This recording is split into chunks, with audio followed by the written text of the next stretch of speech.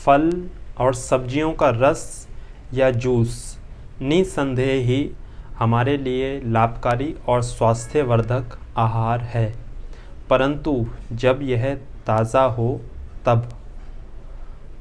अधिकांश लोग श्रम और समय बचाने के लिए बाज़ार से पैक्ड जूस, डिब्बा बंद जूस ले आते हैं, जो पूरी तरह से नुकसानदायक या किसी काम का नहीं है ऐसा कहना तो उचित नहीं होगा, परंतु जूस जिस उद्देश्य के लिए पिया जा रहा था या जूस से जो पोषक तत्व शरीर को प्राप्त होने थे वह डिब्बा बंद जूस से नहीं हो पाते।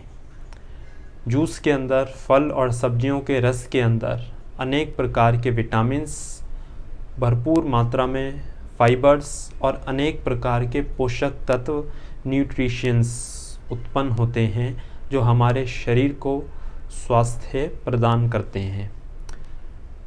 फल और सब्जियों का रस को यदि घर पे आप निकाल कर रख दें तो कुछ ही समय के अंदर उसका रंग बदलने लग जाएगा, उसके अधिकांश पोषक तत्व नष्ट होने लग जाएंगे और कुछ ही घंटों के अंदर वह खराब हो जाएगा।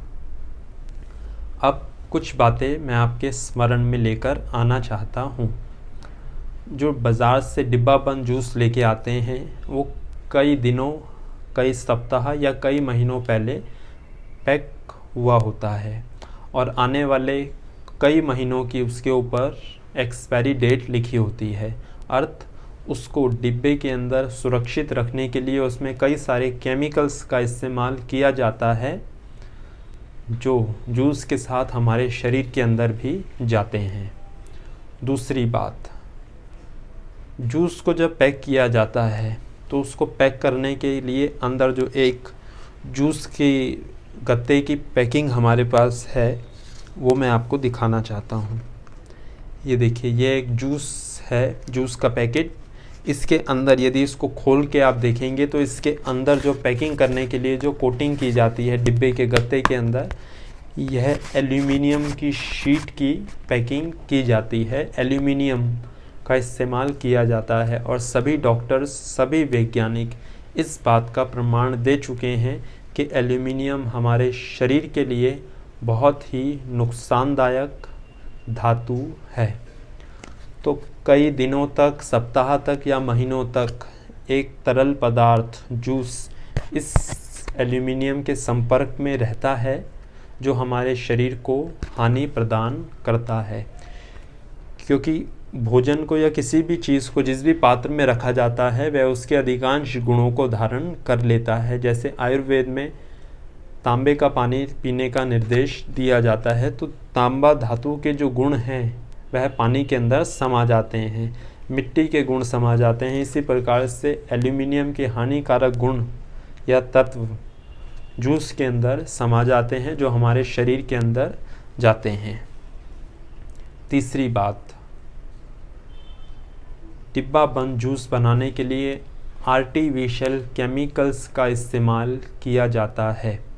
आर्टिफिशियल फ्लेवर्स डाले जाते हैं, अर्थ जो उसमें स्वाद आता है वह आर्टिफिशियल केमिकल्स का होता है। अब इस बात को कैसे समझें?